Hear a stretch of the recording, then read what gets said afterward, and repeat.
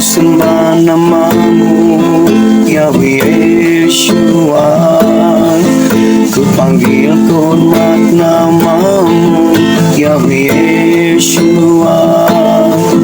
Engkau Tuhan, Engkau Raja, Engkau mulia dan berkuasa. Haleluya, haleluya, haleluya, haleluya. Yahweh Yeshua, Yahweh Yeshua, Yahweh Yeshua. Terima kasih Bapak Yahweh, berbicaralah kepada kami mempelai kudus Adoni Swamasya siap untuk mendengarkannya. Di dalam nama Yahweh Elohim Zebaot, Besem Adoni Swamasya Wirokodes, kami sambut Dafar Elohim, Dafar Adoni Swamasya. Haleluya, amin. Ya, silakan duduk, mempelai Adoni Swamasya. Ya, Shabbat Shalom. Shabbat Shalom buat kita semua yang ibadah pada offline dan juga yang online. Ya, Bapak Yahweh memberkati kita senantiasa. Ya, kita akan masuk ke Dafar Elohim, tetapi kita akan menjelaskan ya, setiap kita akan mendengarkan Dafar Elohim, Dafar Adoni Swamasya, kita akan mendengarkan visi misi kita ya di YRH. Jadi sebagaimana yang sering kita sampaikan, sering kita dengar ya, visi kita itu adalah masuk ke Samaim. Ya, visi kita masuk ke Samaim tanpa mengalami kematian. Itulah namanya rapture atau harfazo, diangkat hidup-hidup.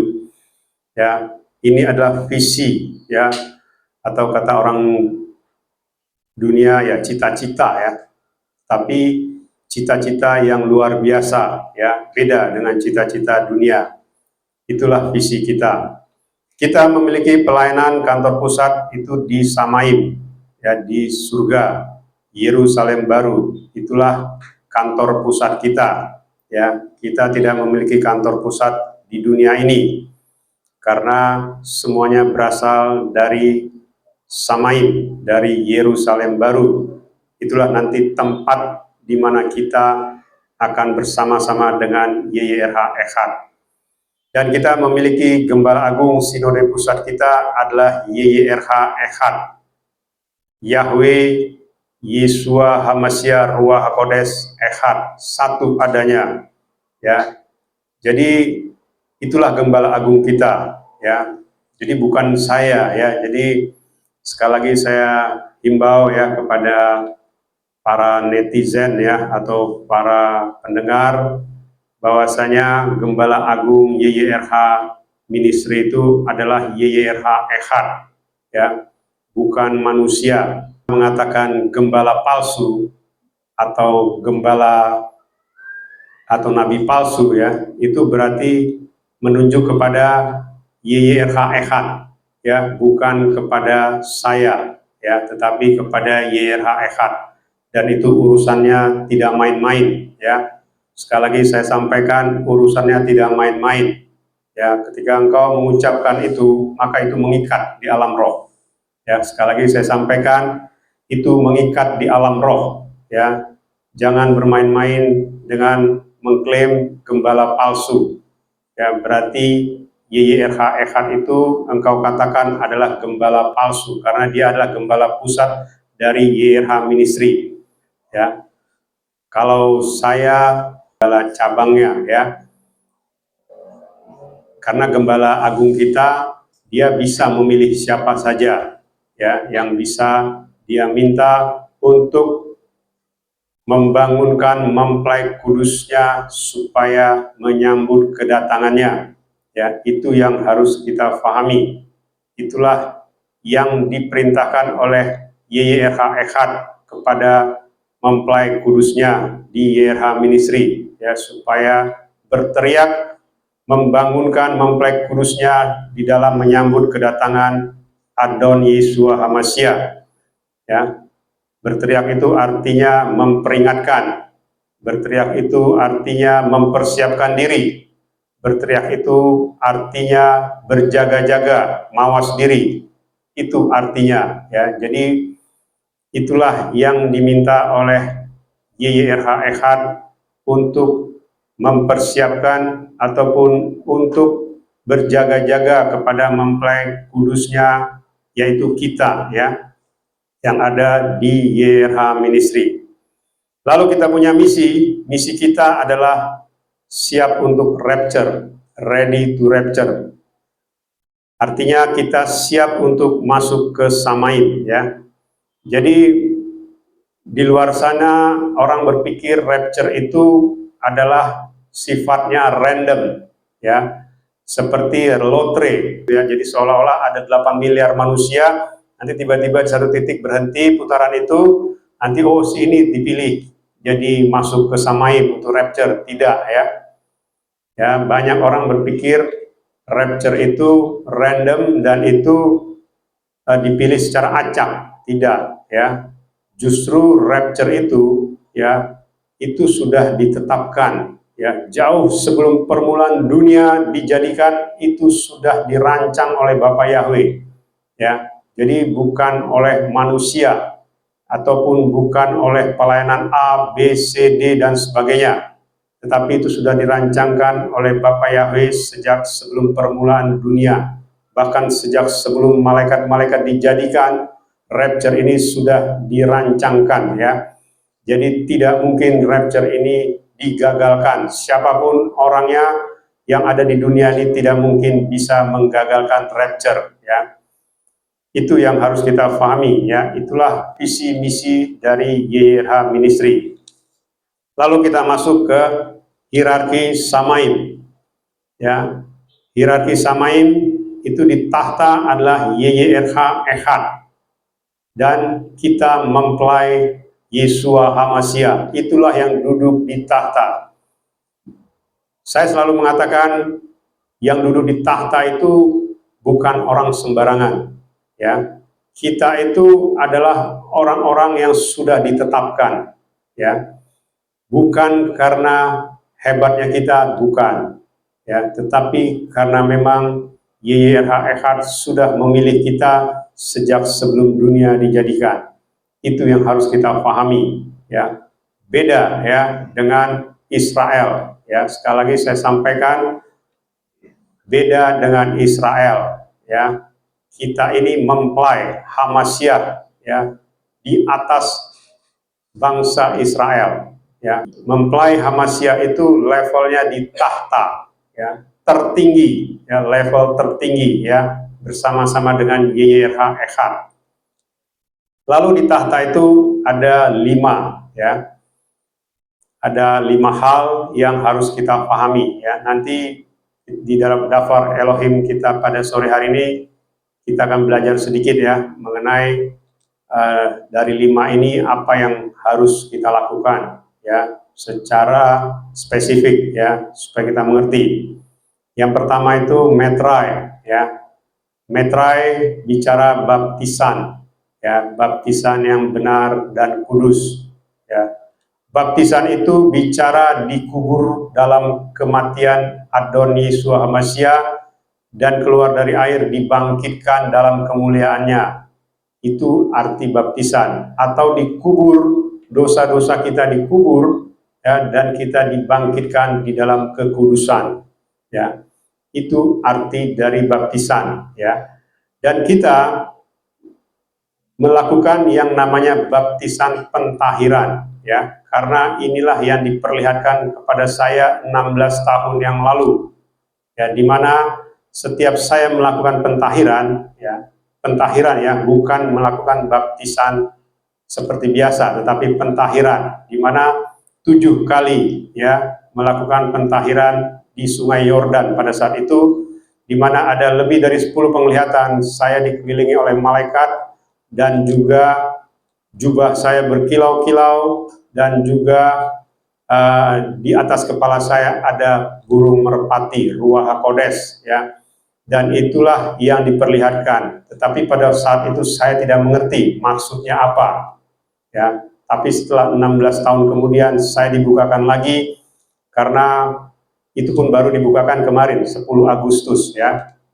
Tadinya saya berpikir, wah, ini saya harus melakukan baptisan pembaruan, baptisan peneguhan atau baptisan pertama dan sebagainya.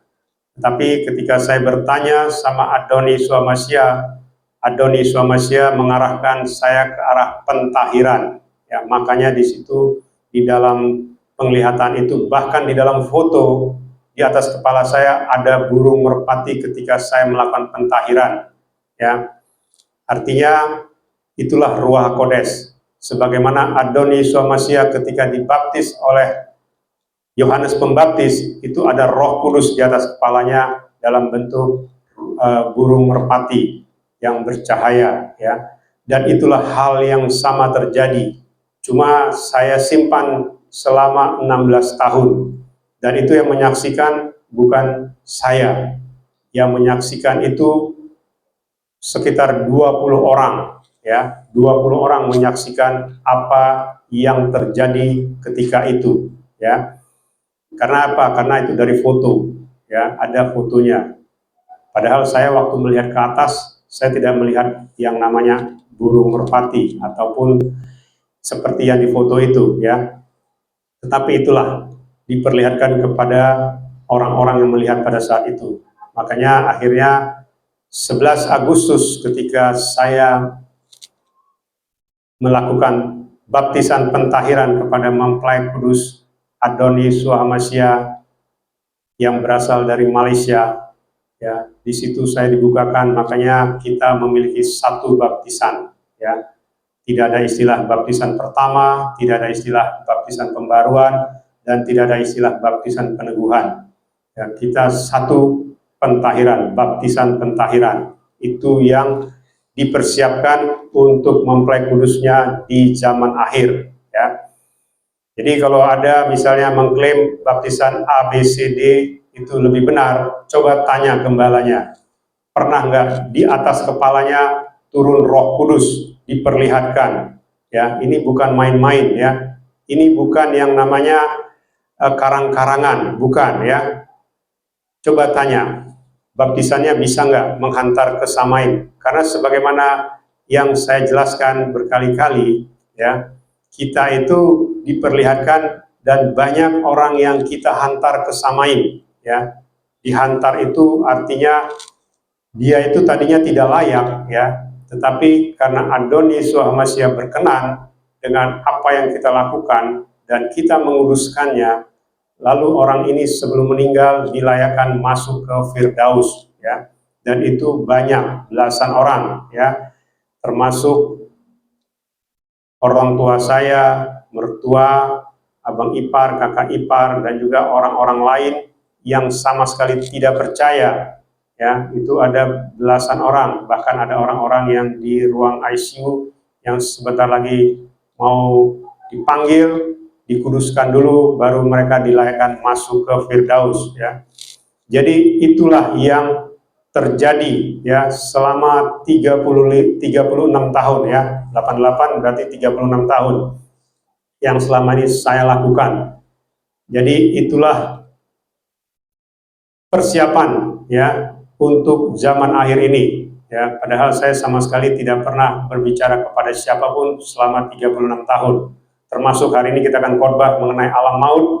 Itu tahun 88 pertama kali saya masuk ke alam maut, dan itulah hari ini dibukakan lagi, ya, apa yang terdapat di alam maut, ya.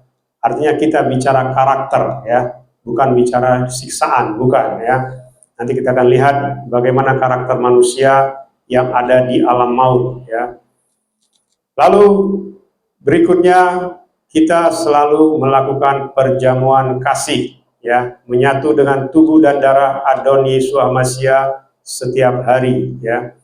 Ini juga saya sedih sebenarnya, ya, banyak orang yang meremehkan, ya. Makanya ada firman mengatakan, jikalau menajiskan tubuh dan darah Adonis Swamasya, maka itu hukumannya mengerikan.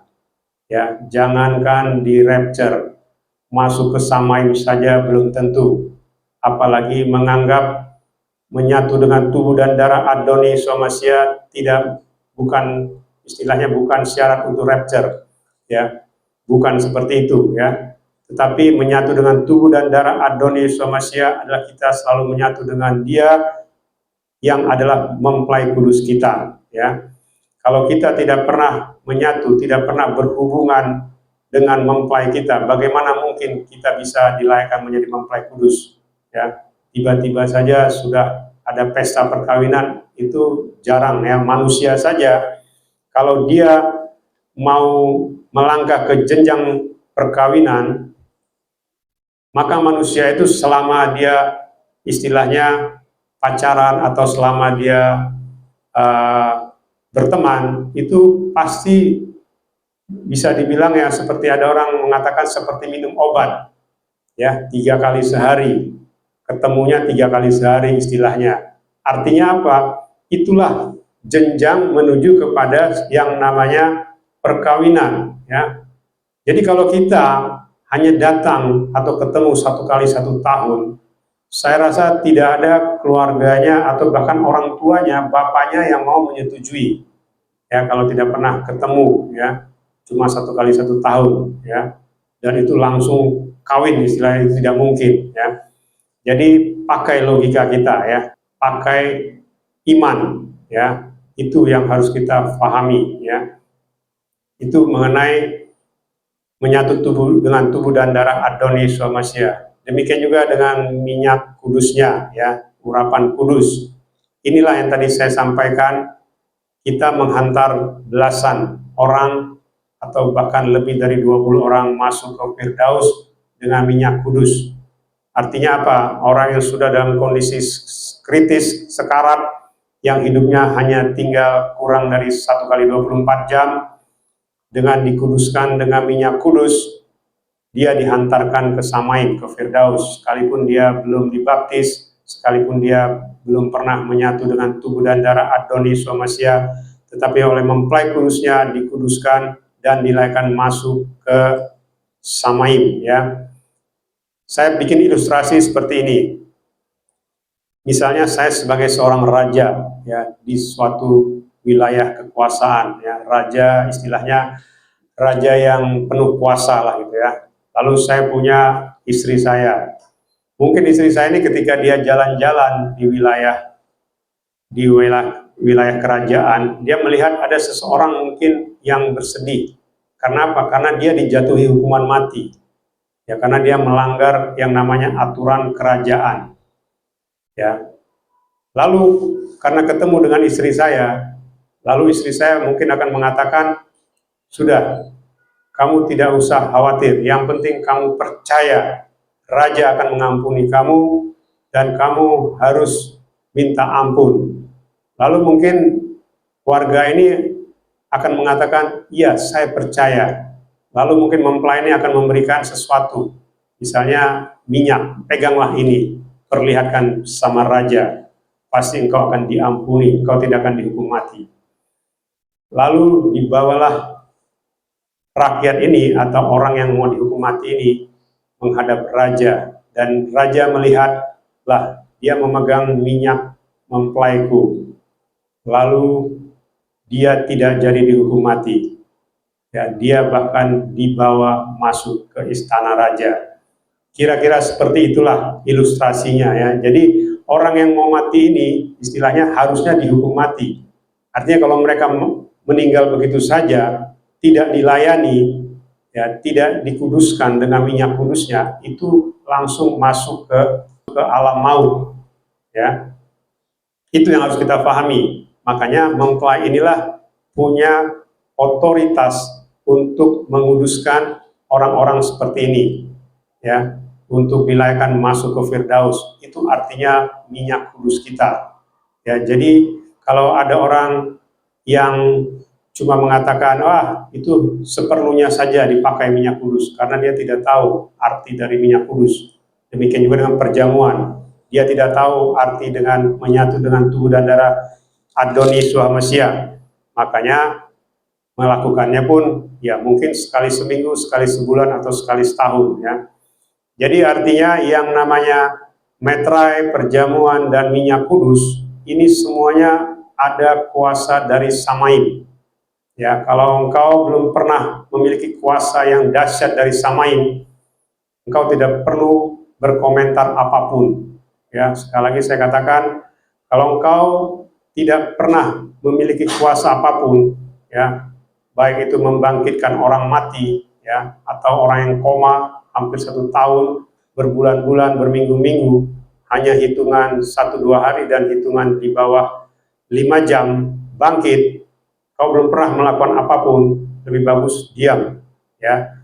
Jangan mengklaim perjamuan itu tidak membuat orang di rapture, ataupun minyak kudus tidak membuat orang di rapture. Hati-hati berbicara ya.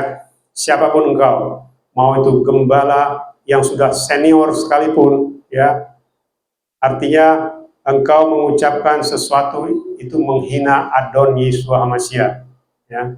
Kalau engkau menghina Adon Yeshua Mashiach, itu tidak ada pengampunan ya, karena engkau sama dengan menghina Ruach HaKodesh. Itu yang ingin saya sampaikan ya. Lalu inilah yang namanya Holy Family ya. Kita memiliki keluarga kudus. Artinya apa? Kita saling menjaga kekudusan ya. Inilah nanti kita akan lihat ya. Ini ada hubungannya dengan karakter yang ada di alam maut ya. Supaya kita menjaga perkataan kita ya. Hubungan yang baik itu terjadi karena perkataan dan sikap ya. Kalau perkataan dan sikap kita tidak baik, berarti hubungan itu pun tidak baik ya. Begitu juga hidup di Samaim, ini kita harus taat dengan yang namanya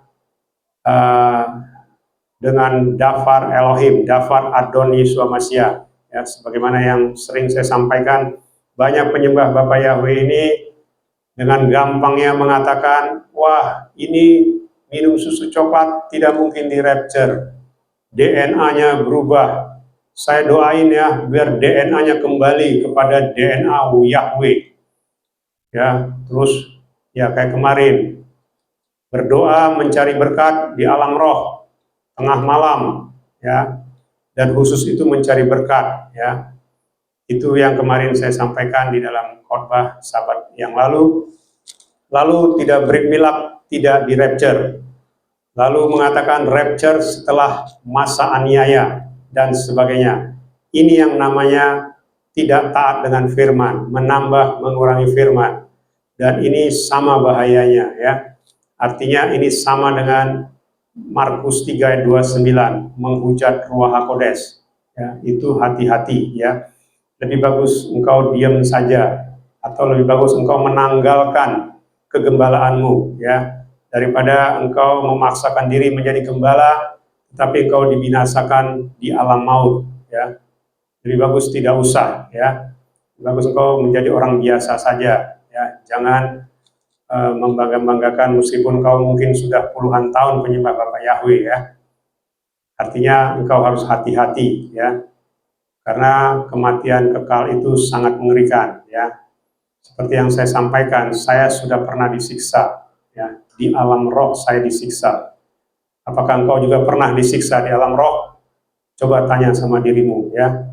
Itu yang ingin saya sampaikan kepada seluruh yang mendengarkan renungan pada sore hari ini, pada Sabat ini ya.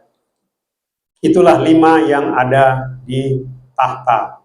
Lalu hierarki malaikat Samaim ya, itu ada malaikat singgasana, malaikat kekuatan, dan malaikat penghulu, dan malaikat-malaikat ya. Jadi fallen angel itu berasal dari malaikat tahta singgasana ya. Itulah yang jatuh, yang saat ini menjadi Satan ya, fallen angel, atau kata terjemahan yang lain, ya iblis, ya Satan, iblis, fallen angel atau apapun namanya, itu berasal dari malaikat tahta, ya. Lalu malaikat-malaikat lain pun itu ikut, ya pengikutnya akan ikut jatuh juga, sekalipun misalnya malaikat kekuatan atau malaikat penghulu atau malaikat-malaikat lainnya itu tidak berbuat dosa, maka semuanya akan jatuh ikut karena pimpinannya jatuh. Itulah namanya hierarki. Kalau hierarki itu kalau dari atas jatuh, maka yang di bawahnya pun semua jatuh. Ya, begitu juga kalau misalnya gembalamu tidak masuk ke Samaim, ya, atau masuk ke alam maut, maka semua yang mengikuti dia itu akan jatuh. Ya, jadi hati-hati. Ya, begitu juga kalau engkau juga tidak memiliki gembala, ya, engkau berdiri sendiri, ya, itu juga hati-hati. Ya, karena apa? Karena sebagaimana yang pernah saya sampaikan, kalau kita melakukan sesuatu sendiri tanpa ada bimbingan, ya, apalagi kita mengklaim itu dari Ruach HaKodes, ya, itu juga hati-hati, ya, tidak sembarangan, ya.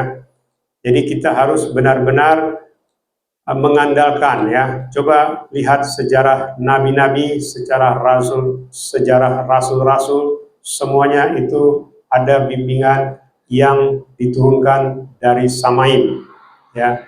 Tidak ada orang yang berdiri sendiri, ya. Karena manusia itu adalah makhluk sosial. Nanti kita akan lihat, kalau kita sebagai makhluk sosial saja kita tidak bisa menjaga hidup berhubungan dengan sosial, itu artinya kita bukan dilayakan, ya. Sekali lagi saya katakan, kalau kita meniadakan, ya, kita sebagai manusia, sebagai makhluk sosial, ya, itu berarti kita bukan manusia yang hidup di dunia. Itu hati-hati, ya, karena justru dengan hidup kita sebagai makhluk sosial lah kita harus berinteraksi dan harus menjaga kekudusan. Ya, tidak bisa kita diam-diam saja di rumah, tidak bisa, ya. Kecuali kalau ada hal-hal tertentu, ya, kalau seperti yang kemarin, ya, selama sekian tahun tidak boleh orang keluar rumah, itu lain cerita, ya. Tetapi itu pun melalui yang namanya online, ya, online ibadah. Lalu latar belakang mengenai nama, ya. Nama ini memang sekian ribu tahun, ya, hampir 2000 tahun nama Yahweh itu ditutup. Ya, bahkan dulu saya juga selalu mengatakan sama itu, sama, ya. Tetapi karena banyak dibukakan hal-hal yang tidak saya mengerti, barulah saya mengerti bahwasanya nama Yahweh itu ya hanya nama satu-satunya. Ya, tidak ada nama yang lain dalam bahasa yang lain dengan alasan terjemahan, ya. Begitu juga dengan Elohim, ya.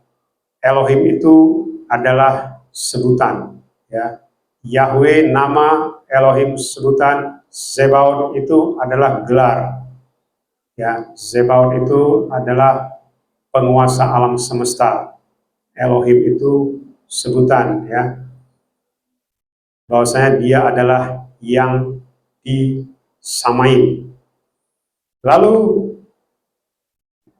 nama Yahweh ini kalau di dalam bahasa Ibrani, karena Bapak Yahweh itu memberikan namanya dapat dikenali dengan bahasa Ibrani, ya, yaitu Yod-He Waw-He, ya, dan itu mengandung arti, ya, lihat paku, lihat tangan, dan ini belum digenapi Yahweh.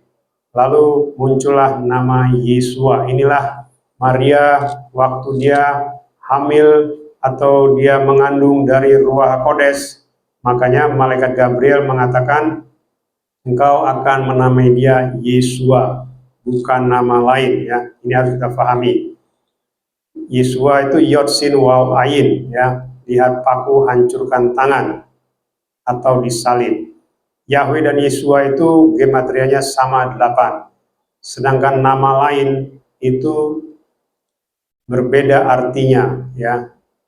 Hurufnya saja sudah berbeda, ya.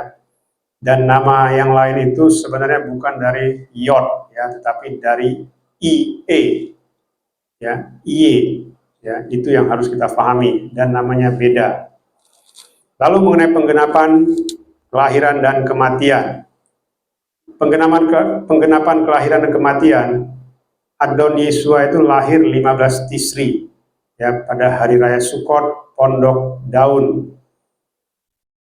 Kalau tahun ini sekitar tanggal 17 Oktober, ya, kelahiran Adon Yesua itu 15 Tisri, tahun 2024 ini tanggal 17 Oktober. Lalu kematiannya pada hari Rabu tanggal 14 Nisan, itu yang disebut hari raya Pesach. Dan Adon Yesua bangkit pada hari raya Buah Sulung atau Yom Habikurim, ya. Karena apa? Karena memang besoknya ada Sabat, ya, Sabat besar. Jadi waktu disalib, Adon Yesua disalib hari Rabu, hari Kamisnya itu ada Sabat besar juga, ya. Jadi bukan Sabat hari Sabtu.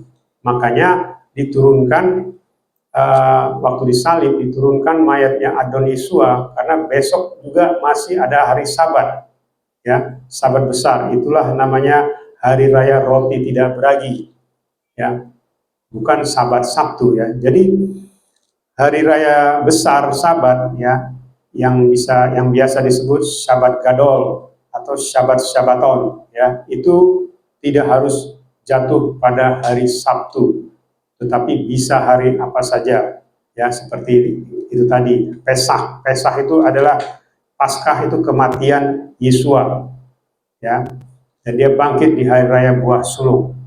Itu harus kita pahami, ya. Dan juga lahirnya tadi tidak mungkin dia lahir di kandang domba kalau penginapan itu tidak penuh. Karena apa? Karena hari raya Pondok Daun semua orang Israel turun dari seluruh dunia, sehingga seluruh penginapan penuh dan Maria dan Yusuf tidak mendapati penginapan, sehingga Maria harus bersalin di kandang domba. Itulah penggenapannya. Kalau nama lain tidak mungkin lahir di hari raya, ya, tidak ada hari rayanya, ya, itu tidak mungkin, ya. Jadi itu sebenarnya yang harus kita pahami. Makanya dulu saya tidak mengerti, tetapi sekarang setelah mengerti, tidak mungkin saya melakukan hal yang lama lagi, ya. Apalagi penyembah nama yang lain itu, ini harus saya sampaikan, ya, itu jumlahnya 3 miliar lebih di seluruh dunia. Ya, 3 miliar lebih di seluruh dunia. Apa bedanya Anda dengan orang lain dengan jumlah 3 miliar? Jangankan setengahnya, 1%-nya saja sudah 30 juta, ya, atau 35 juta lah, 1%-nya saja. Dan tidak mungkin 1% itu 35 juta di rapture, tidak mungkin. Dan tidak mungkin ada orang duduk di tahta sampai puluhan juta orang, itu tidak mungkin. Jadi pakailah hikmat dari Samaim, ya.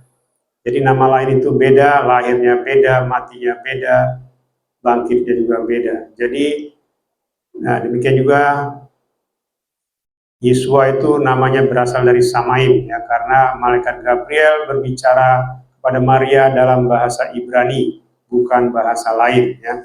Itu yang harus kita pahami. Jadi kesimpulannya adalah nama Yesua itu berbeda dengan nama lain, ya, tidak sama, ya.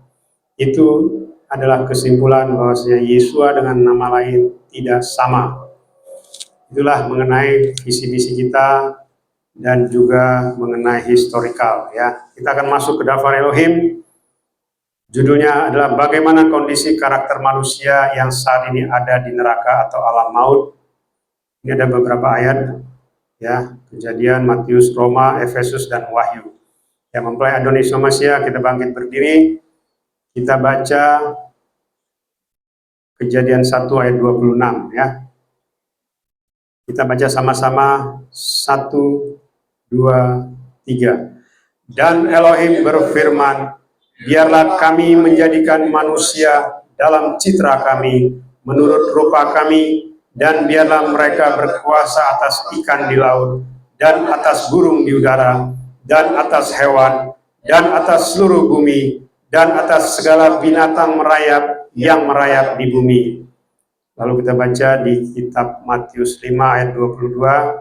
Kita baca sama-sama 1, 2, 3. Namun aku berkata kepadamu bahwa setiap orang yang menjadi marah tanpa sebab terhadap saudaranya, dia pantas berada dalam hukuman. Dan siapa yang berkata kepada saudaranya raka, dia pantas berada di hadapan Sanhedrin. Dan siapa yang berkata dungu, ia pantas berada di dalam neraka api. Kita baca lagi di Roma 6 ayat 23, ayat 23 ya. 1, 2, 3. Sebab upah dosa ialah maut, tetapi karena oleh ialah hidup yang kekal di dalam Masya Yesus Tuhan kita. Lalu di Efesus 5 ayat 3 sampai 6, kita baca 1, 2, 3. Tetapi percabulan dan setiap kecemaran atau keserakahan, bahkan janganlah disebut di antara kamu, sebagaimana sepatutnya bagi orang-orang kudus. Juga perkataan kotor dan perkataan bodoh atau gurauan yang tak sopan, yaitu hal-hal yang tidak sepantasnya, sebaliknya justru ucapan syukur. Sebab kamulah yang mengetahui hal ini, bahwa setiap orang cabul atau yang cemar atau orang serakah yang adalah penyembah berhala, dia tidak memiliki warisan dalam kerajaan Amasya dan Elohim. Biarlah tidak seorang pun menipu kamu dengan kata-kata kosong, sebab karena hal-hal itulah murka Elohim turun ke atas anak-anak durhaka. Wahyu 22 ayat 11, 1, 2, 3. Siapa yang berbuat salah, biarlah dia tetap berbuat salah. Dan siapa yang berbuat najis, biarlah dia tetap berbuat najis. Dan siapa yang adil, biarlah dia tetap berbuat adil. Dan siapa yang kudus, biarlah dia tetap dikuduskan. Haleluya. Amin. Ya, silakan duduk. Mempelai Adoni Somasya. Tadi ada 5 ayat ya.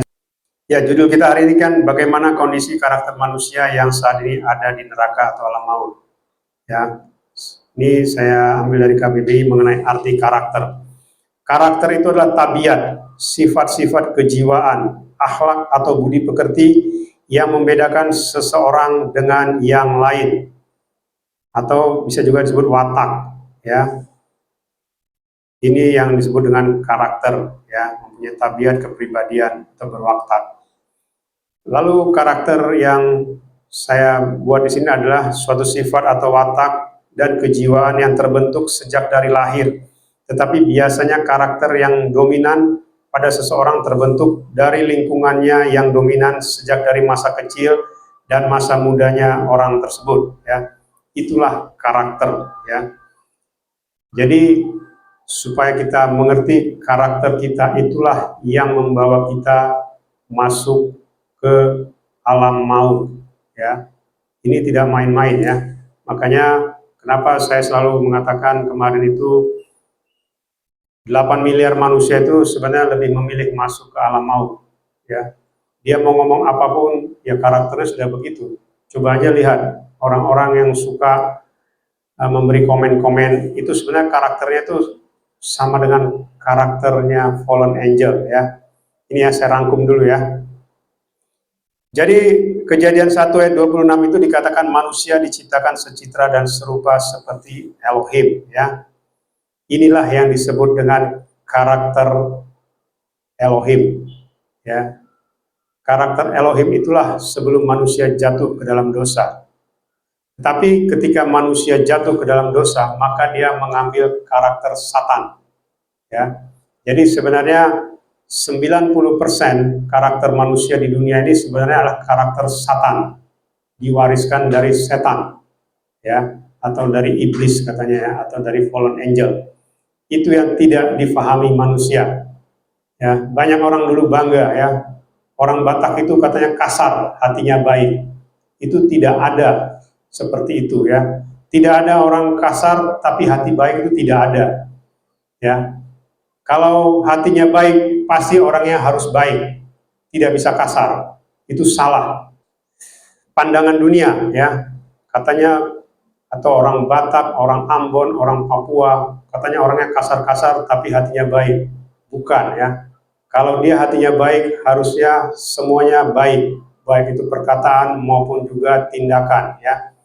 Tapi ternyata tidak seperti itu ya. Karena Adoniswa itu sudah menunjukkan ya kepada kita, kalau kita baca kitab suci ya mengenai Adoniswa Masya, dia adalah karakter Elohim yang sebenarnya. Dia lembut, meskipun dia dihina, dia tidak melawan, bahkan dia tidak melakukan apapun, bahkan dia sampai mati ya, disalib, dan dia mati untuk menebus kita ya.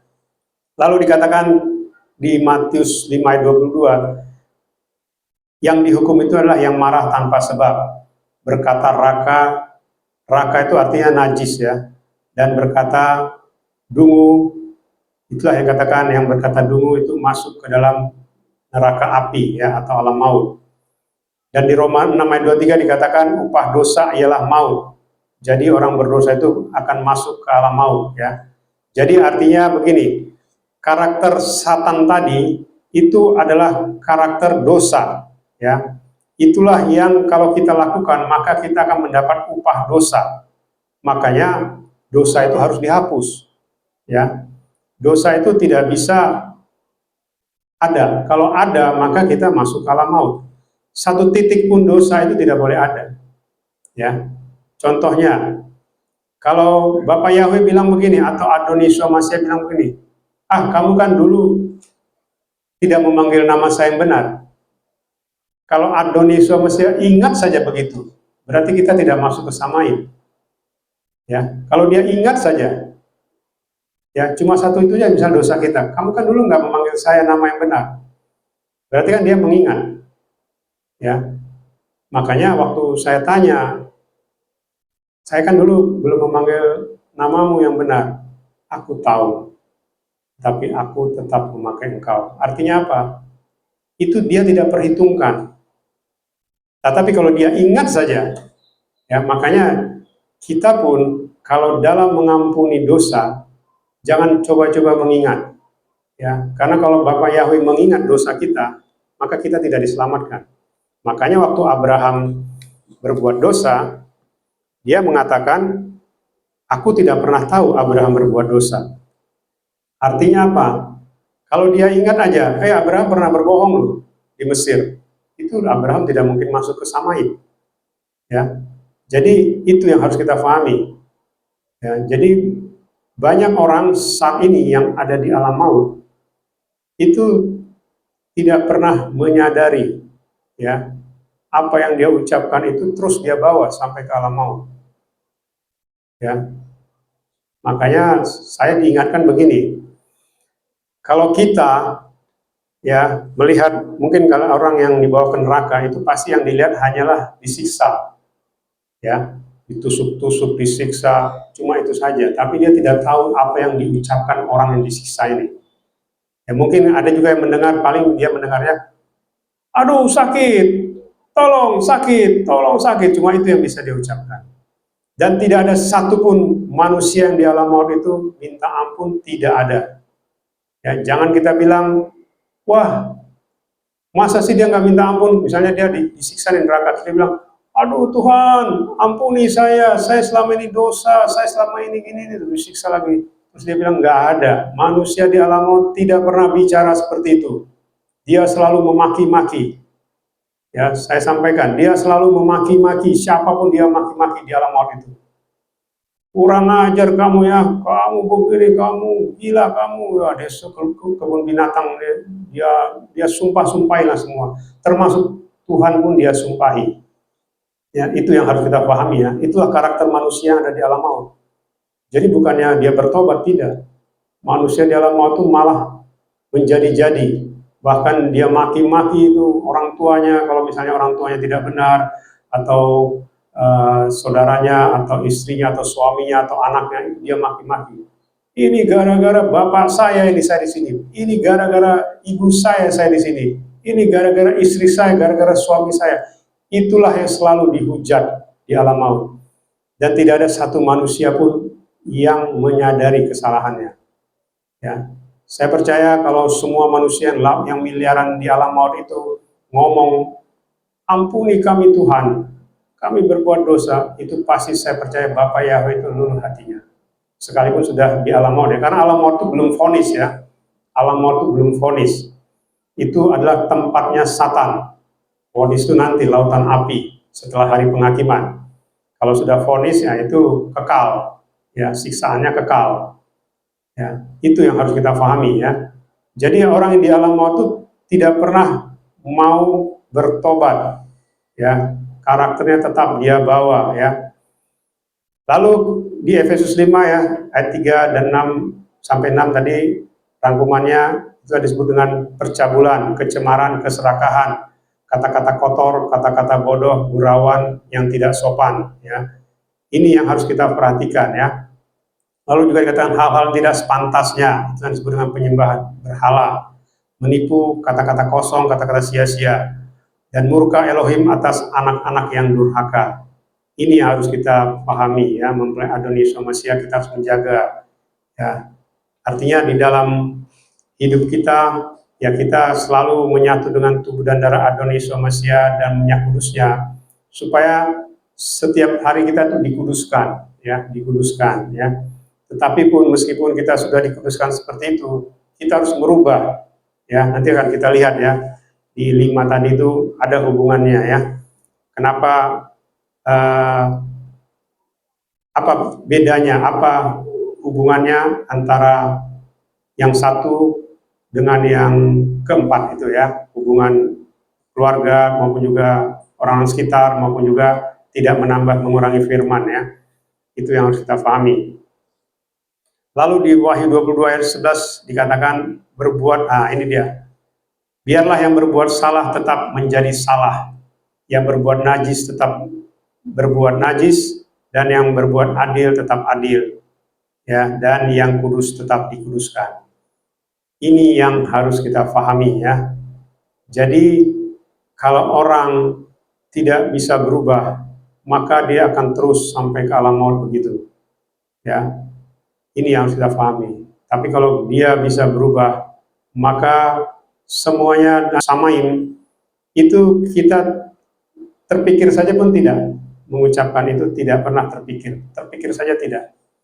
Bahkan kita senantiasa memikirkan hal-hal disamain, ya. Itu yang harus kita pahami ya, mempelai Adonis Somasia. Makanya saya diingatkan supaya kita mempelai kudusnya tidak cuma sekedar kita menyatu dengan tubuh dan darah Adonis Somasia dan dengan minyak kudusnya ataupun kita ditahirkan, tapi kita harus menjaga yang namanya hubungan tadi ya. Hubungan tadi itu menentukan adalah dari perkataan dan perbuatan kita ya, karena itu yang menentukan. Maka dikatakan yang berbuat salah tetap, biarlah yang berbuat salah tetap berbuat salah, yang berbuat najis tetap berbuat najis, yang berbuat adil tetap adil, ya, dan yang kudus tetap dikuduskan. Itu mengenai rangkuman ya. Lalu kita masuk kepada ciri-cirinya ya. Karakter manusia mula-mula adalah karakter Elohim, ya, karakter YYRH. Ketika manusia jatuh ke dalam dosa, maka karakternya menjadi karakter bapaknya, yaitu Satan, ya, fallen angel. Ya, itulah karakter manusia setelah jatuh ke dalam dosa. Makanya ketika Adam dan Hawa diusir dari Firdaus, Taman Eden, dia masuk ke dunia ini, artinya dia masuk ke tempat yang fana, tempat di mana Satan ini, tadinya dunianya tempat Satan, tapi sekarang tempat Satan itu ada di bawah, ya, di pusat bumi ini. Itulah alam maut itu ada di bawah ya, ada di alam di pusat bumi ini. Lalu dikatakan manusia memiliki karakter Satan, fallen angel, maka tempatnya di alam maut. Ya, karena Satan itu tempatnya di alam maut, maka barang siapa yang memiliki karakter seperti itu, dia tempatnya akan di alam maut. Dan ini firman ya, firman. Makanya dikatakan tadi, kalau kita melakukan hal-hal tersebut, maka kita masuk ke yang namanya neraka api. Ya, itu yang harus kita pahami ya. Lalu saya lanjutkan dulu ya. Lalu karakter manusia yang ada di dalam maut itu adalah suka marah tanpa sebab, suka berkata-kata sia-sia, itu tadi, raka, najis, dungu, gila, dan sebagainya. terus dia cabul, cemar, serakah, kata-kata kotor, kata-kata bodoh, gurauan, tidak sopan, hal-hal tidak pantas, terus menipu, kata-kata kosong, anak-anak durhaka, yang berbuat salah, berbuat najis, dan semua perbuatan dosa, dosa kecil dan dosa besar yang upahnya adalah masuk alam maut ya. Jadi di dalam iman kita, kepercayaan kita, upah dosa itu sama ya. Mau itu dosanya kecil, mau itu dosanya 1 atau 1 triliun, sama-sama masuk ke alam maut ya. Makanya harus dihapus ya, dikuduskan, bukan cuma dihapus tapi dikuduskan supaya kita layak masuk ke samaim. Makanya ini tidak gampang. Makanya kalau ada orang mengatakan di rapture itu seperti random ya, itu tidak mungkin. Bagaimana mungkin orang di rapture kalau ngomongnya saja sudah tidak benar ya. Kalau perbuatannya saja sudah tidak benar, nggak mungkin di rapture. Jangankan di rapture, masuk ke samai pun tidak mungkin ya. Masuknya cuma ke alam maut ya. Jadi itu yang harus kita pahami ya, mempelai Adonis Masya. Itulah namanya berteriak ya, untuk mempersiapkan mempelai kudusnya Adonis Masya, untuk menyambut Adonis Masya. Berteriak itu artinya memperingatkan ya. Jadi bukan cuma sekedar yang enak-enak kita dengar ya. Wah, kita senantiasa menyatu dengan tubuh dan darah Adonis Masya, senantiasa dengan minyak kudusnya. Ya itu betul, kita dikuduskan senantiasa. Tetapi kalau di dalam kekudusan itu kita melakukan hal-hal yang tidak berkenan, ya Bapak Yahweh Adonis Masya juga tidak berkenan. Ya, sama seperti misalnya kalau ada orang yang misalnya sudah kita baikin ya, terus tiba-tiba dia berbuat yang tidak-tidak misalnya, pasti kita sebagai orang yang menginikan, apalagi kita penguasa di tempat itu, misalnya sebagai raja, maka ya orang itu kalau kita raja, kita bisa hukum orang itu, gitu kan? Karena apa? Begitu juga dengan Bapak Yahweh. Jadi Bapak Yahweh itu punya kuasa yang luar biasa. Dia bisa melakukan apa saja bagi kita ya. Kita ini kapan saja istilahnya bisa dipanggil, kapan saja ya. Kalau Bapak Yahweh bilang udah kamu selesai, saya tidak suka kamu begitu, kamu hilang, hidup kamu ya hilang kita ya. Makanya sebenarnya ya, hidup kita ini bisa diperpanjang ya, gampang sebenarnya. Karena apa? Sebenarnya kalau kita baca di kitab suci ya, kita lihat Hizkia ya. Hizkia itu pernah dikatakan malam ini juga nyawamu akan diambil, tapi karena dia memohon akhirnya diperpanjang 15 tahun. Sebenarnya di dunia ini banyak yang hidupnya diperpanjang, cuma tidak menyadari ya, tidak menyadari dia sebenarnya diperpanjang. Harusnya dia mati sekian tahun yang lalu ya, atau sekian bulan yang lalu, tetapi tidak. Itu diperpanjang artinya apa? Dia diberi kesempatan ya. Itu sebenarnya yang harus kita pahami. Jadi kita itu bisa meminta kepada Bapak Yahweh supaya hidup kita diperpanjang. Sekalipun misalnya secara medis ya, secara medis itu tidak mungkin. Ya makanya kan ada orang yang mengalami kanker, mengalami apa, dokter akan mengatakan, Bapak, Ibu, umur Bapak Ibu tidak lama ya. Paling lama ini kalau melihat pergerakan kanker yang ganas ini, paling lama ini 3 bulan atau 6 bulan atau 1 tahun. Pasti jawabannya seperti itu ya. Tapi itu bisa diperpanjang ya. Kalau Bapak Yahweh bilang tetap hidup, tetap hidup. Tapi jangankan begitu, orang sehat saja ya, tidak ada sakit saja bisa tiba-tiba mati dan masuk ke alam maut ya. Itu bisa terjadi kapan saja ya. Makanya kita selalu meminta Bapak Yahweh Adonis Masya Ruach Kodes supaya kita diperpanjang hidup kita sampai kita masuk samaim, sampai kita rapture ya. Itu yang harus kita pahami ya. Lalu itu tadi, kemudian berikutnya bagaimana karakter manusia di alam maut. Nah, ini yang harus kita pahami ya. Manusia itu sekalipun dia disiksa ya di alam maut, maka dikatakan karakternya tidak berubah, sama ya. Sekalipun dia disiksa, dipotong-potong tubuhnya, dibakar, diapain pun dia pasti tidak akan berubah. dia tetap menghina, dia tetap mengucapkan kata-kata sia-sia di alam maut.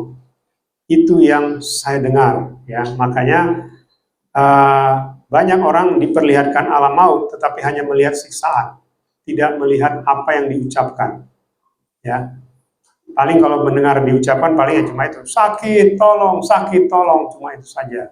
Tetapi mereka selalu mengucapkan kata-kata sia-sia, selalu menghujat, semua dihujat, semua keluarganya yang hidup maupun juga orang di sekitarnya, bahkan juga Tuhan, dia hujat. Tetapi yang harus kita pahami adalah orang yang saat ini disiksa di alam maut, mereka tidak tahu nama yang benar dan kudus. Ya, itu yang harus kita pahami. Bukan berarti mereka masuk ke alam maut, mereka mengerti nama Yahweh Yesua, tidak. Mereka justru tidak tahu. Mereka tetap memanggil nama sesembahan yang lama, dan mereka akan menghujat nama sesembahannya itu. Ya, mereka akan bilang, wah katanya kamu ini, kok saya ada di sini? Saya kan sudah begini, saya sudah berbuat ini, saya sudah berbuat itu, dan sebagainya. Ya, tapi itulah yang terjadi ya di alam maut, ya. Nah, itu dikatakan tadi karakter manusia tidak berubah, tetap tidak mau tahu dengan apapun, ya. Sekalipun dia disiksa, tetap menyalahkan orang lain, ya. Ini yang harus dipahami, ya. Tetap menyalahkan orang lain dan tetap tidak mau bertobat. Bukan berarti orang di alam maut itu mereka mau bertobat, mereka bilang, Tuhan ampuni saya, atau Yahweh ampuni saya, tidak. Tidak pernah orang di alam maut itu berbicara seperti itu. Nah, ini juga manusia di alam maut tetap mengingat segala permasalahan hidupnya sejak dari kecilnya, ya. Seperti yang saya sampaikan, kalau kita sudah tua, apalagi sudah kepala 8, ya, pasti lupa waktu umur-umur kanak-kanak, ya, apa dulu yang pernah kita lakukan, ya. Misalnya kita melakukan apa ya, saya lupa, gitu ya. Tetapi ketika kita di alam maut, kita mengingat dengan sempurna yang kita lakukan sejak dari masa kecil kita sampai masa kita meninggal, yaitu hal-hal yang dosa tadi, itu selalu kita ingat, pasti kita ingat itu, tidak ada yang tidak kita ingat. Itulah karakter yang orang di alam maut, dia akan mengingat semuanya, sekecil apapun dia akan mengingat, ya, sampai dia akan bilang, wah kamu kan begini saya dulu, begini ini. Bahkan nanti kalau dia pun ketemu sama orang yang sama-sama di alam maut, ya, dia coba marah, dia coba memukul, tapi dia tidak bisa pukul. Karena seperti saya sampaikan, ketika roh kita masuk ke alam roh atau ke alam maut, maka kita itu tidak bisa berbuat apa-apa, kita hanya memukul angin. Ya, misalnya kita ketemu nih sama musuh kita nih di alam maut, kita coba tonjok dia, kita tonjok angin, nggak bisa, kita sentuh dia nggak bisa, malah kita nanti yang diketawai sama setan, ya kita ditusuk-tusuk sama dia. Ini ini yang saya tusuk ya. Ini yang bikin kamu masuk ke sini, ini saya tusuk, kata dia.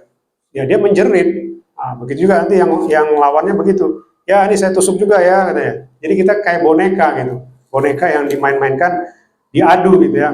Saya tusuk dia, saya tusuk ya, dan setan yang menusuknya. Nah, akhirnya yang menjerit-jerit. Itulah.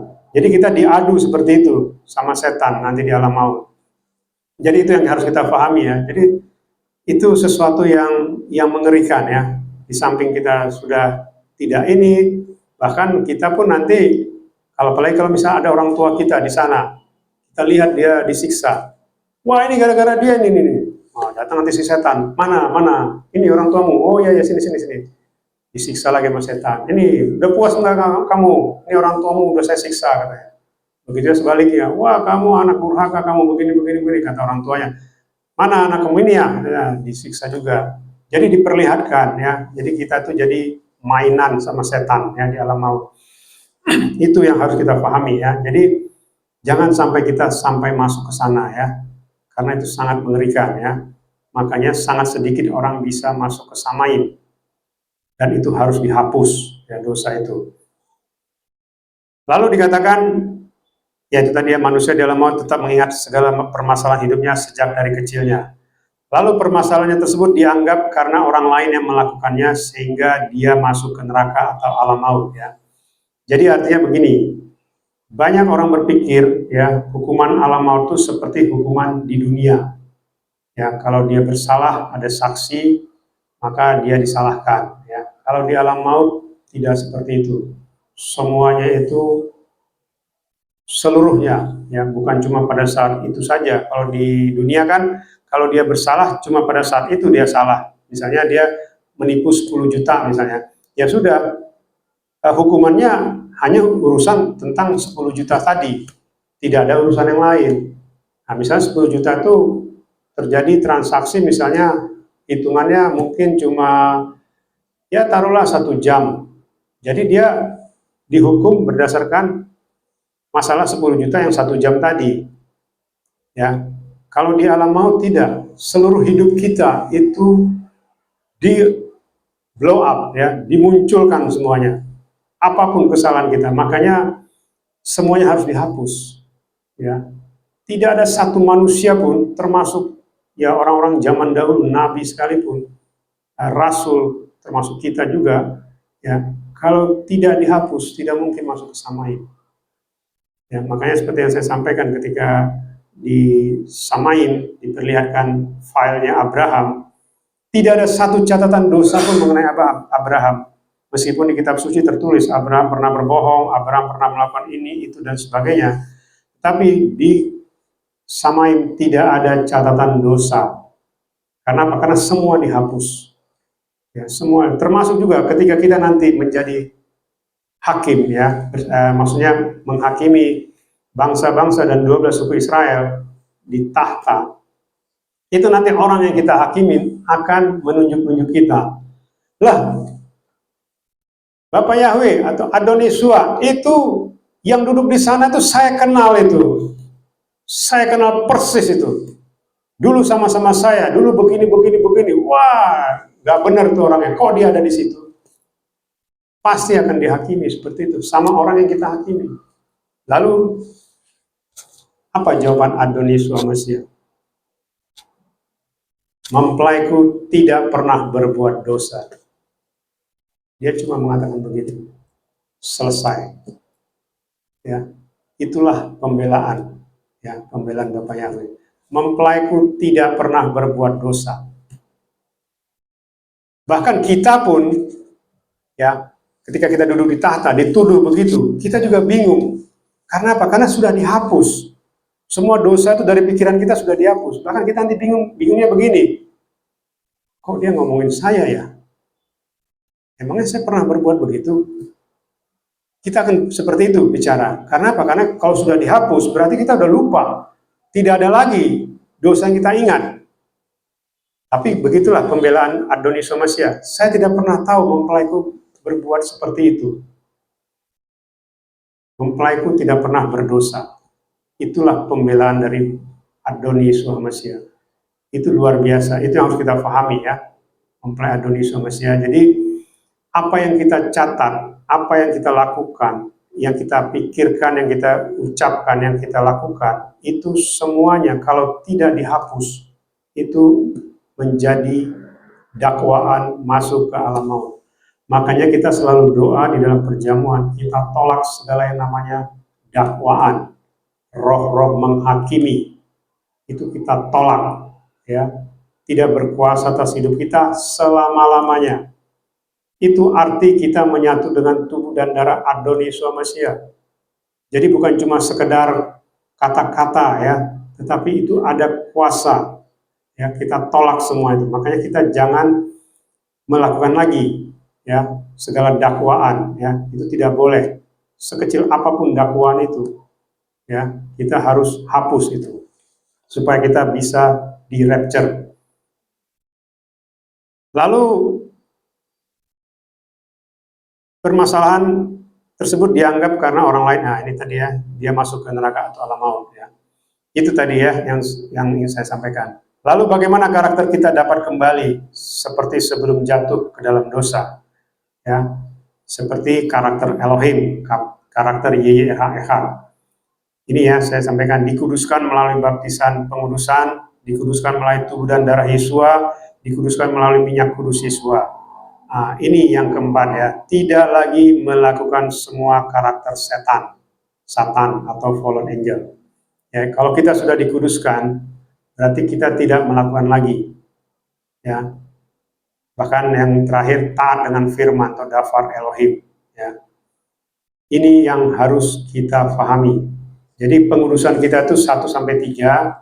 Yang keempat tadi itu tadi hubungan dengan keluarga maupun orang-orang dengan sekitar kita. Kalau ke atas tadi kita dikuduskan, hubungan vertikal. Hubungan horizontal ini kita menjaga hubungan, artinya begini, jangan ketika kita menjaga hubungan, kita membuat hubungan itu jadi tidak baik. Ya, itu berbahaya. Karena apa? Karena itulah nanti yang namanya didakwa, ya, dihakimi. Ya. Itu yang harus kita jaga. Jangan sampai kita didakwa, jangan sampai kita dihakimi. Ya. Makanya kita selalu menyatu dengan tubuh dan darah Adonis Mesias dengan minyak kudusnya, supaya apa? Supaya tidak ada dakwaan, tidak ada penghakiman. Ya.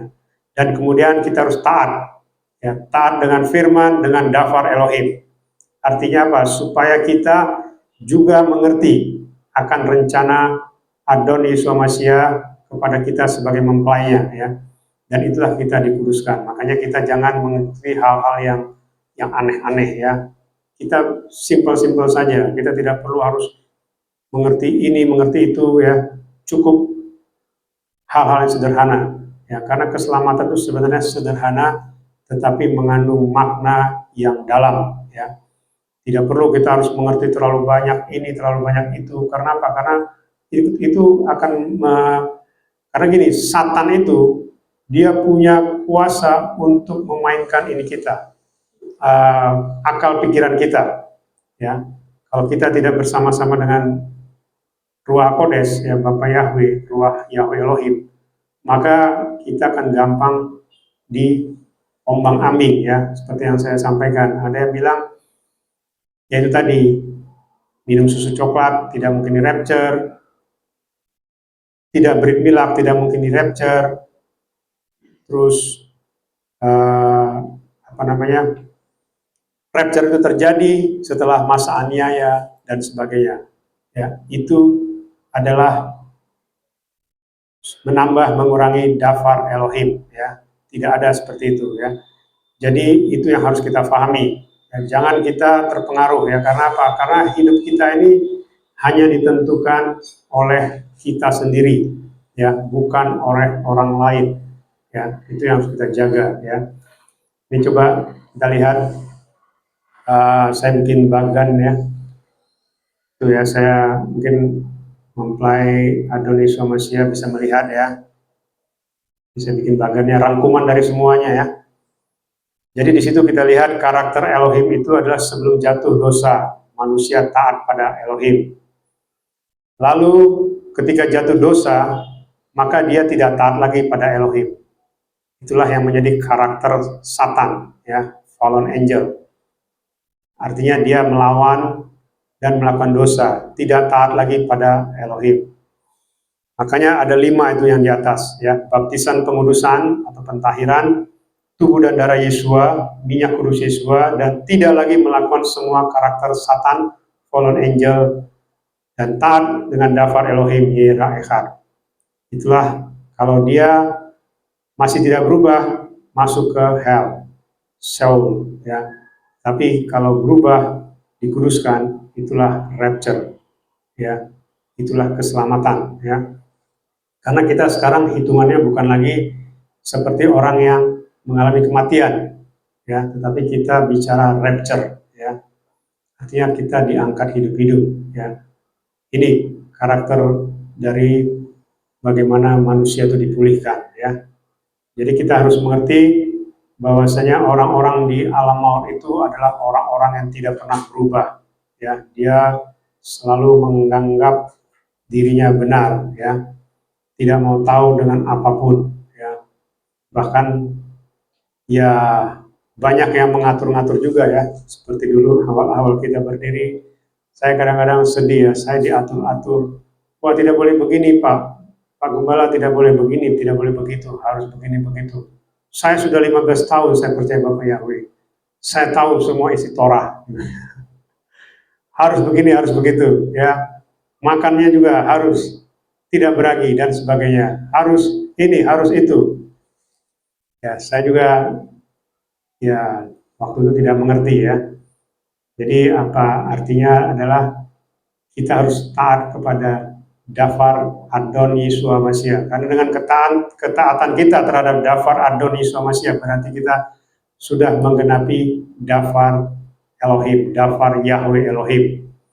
Ya, tetapi kalau kita mencoba menggenapi Dafar Yahweh Elohim yang sudah digenapi oleh Adon Yeshua Mashiach, berarti kita mencoba menggantikan Adon Yeshua Mashiach untuk menggenapi Dafar Elohim atau Torah ya, salah satunya adalah Torah ya. Jadi kita tidak sanggup ya. Karena Dafar Adon Yeshua Mashiach itu sebenarnya sederhana ya. Sederhana, yang penting dilakukan dengan hati. Ya, dilakukan dengan keinginan yang tulus. Lalu kesimpulannya adalah karakter manusia sebelum jatuh ke dalam dosa adalah karakter Elohim, YYRH. Karakter manusia setelah jatuh ke dalam dosa menjadi karakter Satan, fallen angels. Selama hidup di dunia, karakter manusia sebagian besar adalah karakter Satan, fallen angels. Jika karakter manusia masih tetap karakter Satan, fallen angels, maka manusia itu tidak akan diselamatkan atau tidak akan di-rapture.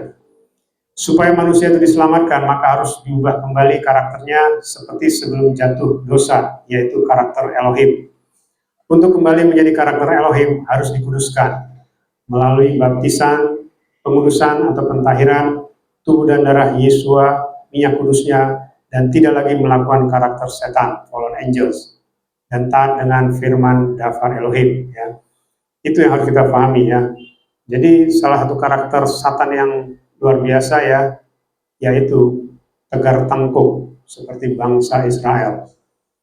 Itu karakter Satan, tegar tengkuk ya. Makanya ada firman yang mengatakan jangan engkau bersungut-sungut.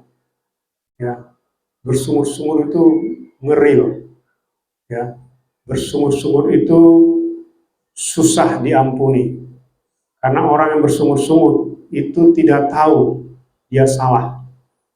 Ya, dia pasti akan mengatakan, wah saya sudah begini kok, saya sudah begitu kok.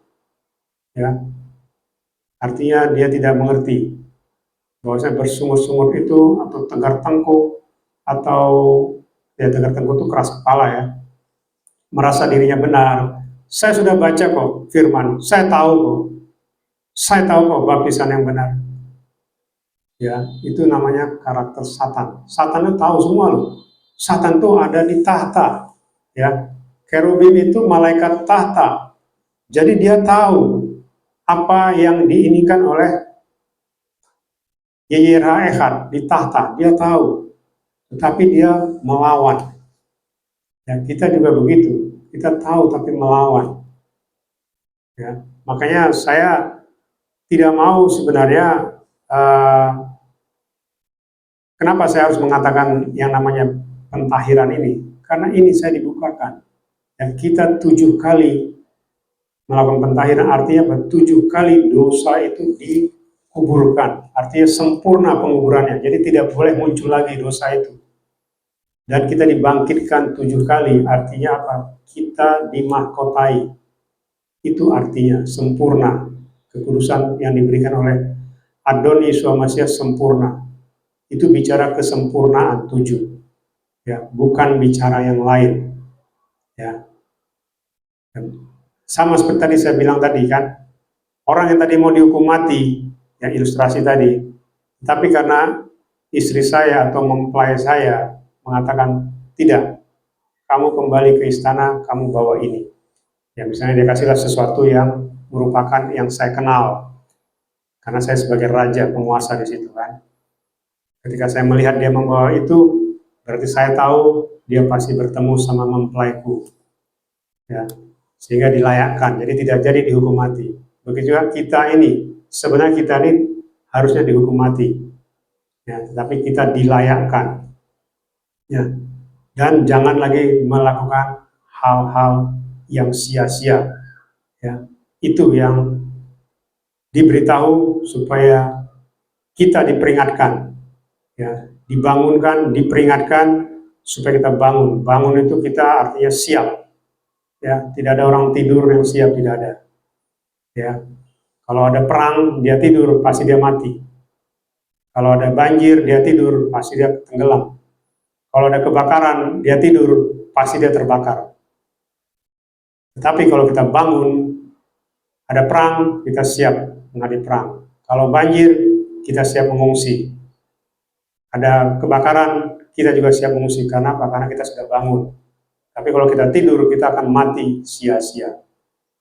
Itu artinya ya. Jadi mempelai Adoni Somasia, supaya kita mengerti bahwa kita harus siap-siap ya. Kita harus mempersiapkan diri kita supaya kita jangan menjadi orang bodoh yang hanya tidur, ya, tidak mau tahu dengan apapun, ya, merasa lebih benar dari siapapun, ya, itu harus kita buang jauh-jauh dari pikiran kita. Lebih bagus kita taat dan kita melakukan kebenaran. Itu yang disampaikan oleh Bapak Yahweh Besem Adoni Somasia Wiruwakodes kepada kita pada Sabat hari ini. Jangan sampai terlambat, masih ada waktu. Bapak Yahweh Elohim Zebaot Besem Adoni Somasia Wiruwakodes memberkati dan memimpin kita sampai kita semua mempelainya di rapture, masuk ke Samaim, surga yang kekal di Yerusalem baru. Haleluya, amin. Ya, kita bersatu dalam doa. Kami mengucap syukur Bapak Yahweh, Engkau yang sudah berbicara kepada kami melalui dafar Elohim, dafarmu yang sudah kami dengar, dan biarlah dafarmu senantiasa ditabur di tanah yang subur dalam kehidupan kami, dan berbuah-buah 30, 60, bahkan sampai 100 kali ganda. Dan nama Bapak Yahweh, nama Adoni Somasia, nama Ruach Kodes senantiasa dipermuliakan di dalam kehidupan kami sampai selama-lamanya.